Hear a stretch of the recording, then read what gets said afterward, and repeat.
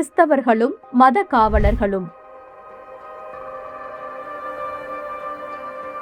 Saudi Arabia. சொகுசு வாழ்க்கை, வானளாவிய கட்டிடங்கள், பிரம்மாண்டமான பொருளாதார சீர்திருத்தங்கள் என்று அனைவராலும் அறியப்படும் தேசம். ஆனால் மறுபக்கம் இயேசுவை விசுவாசிப்பவர்களுக்கு உலகிலேயே மிக கடினமான 13வது நாடு இதுதான் என்கிறது ஓபன் டோர்ஸ் அமைப்பு. இங்கு வாழும் 23 லட்சம் கிறிஸ்தவர்களில் பெரும்பாலானோர் ஏழை நாடுகளிலிருந்து வந்த புலம்பெயர்ந்த தொழிலாளர்கள். நிக்கோலஸ் போன்ற கிறிஸ்தவ உயர் அதிகாரிகள் தூதரகங்களிலோ அல்லது தங்களின் வீடுகளிலோ ரகசியமாக ஆராதிக்க முடிகிறது. ஆனால் அடித்தட்டு தொழிலாளர்களின் நிலை, ஒரு சின்ன அறையில் கூடி ஜெபிக்கும் போது கூட எப்போது போலீஸ் ரைட் வருமோ என்ற மரண பயத்துடனேயே வாழ்கிறார்கள். மறுபுறம் இயேசுவை ஏற்ற சவுதி பூர்வ குடிகளின் நிலை இன்னும் கொடூரமானது.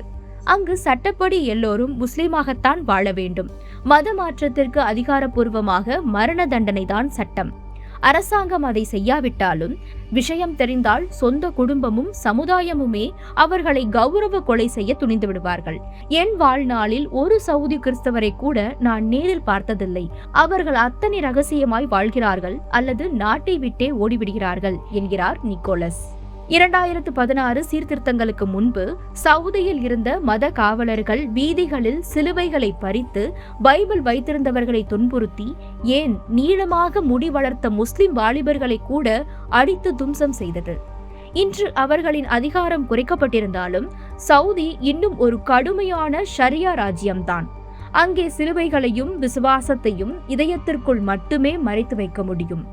உபத்திரவத்திலே பொறுமையாயிருங்கள், ஜபத்திலே உறுதியாய் தரித்திருங்கள் என்று ரோமர் 12:12 சொல்லப்பட்ட வார்த்தைக்கேற்ப இருண்ட சூழ்நிலையிலும் தங்களின் உயிரை பணயம் வைத்து ரகசிய அறையில் ஜெபித்துக் கொண்டிருக்கும் சவுதி விசுவாசிகளுக்காக நாம் கண்ணீரோடு ஜெபிப்போம்.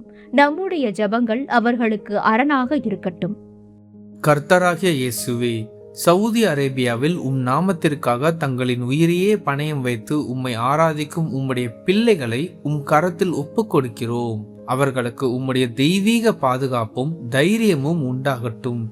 அவர்கள் விசுவாசத்தில் நிலைத்திருக்கச் செய்யும். ஆமென்.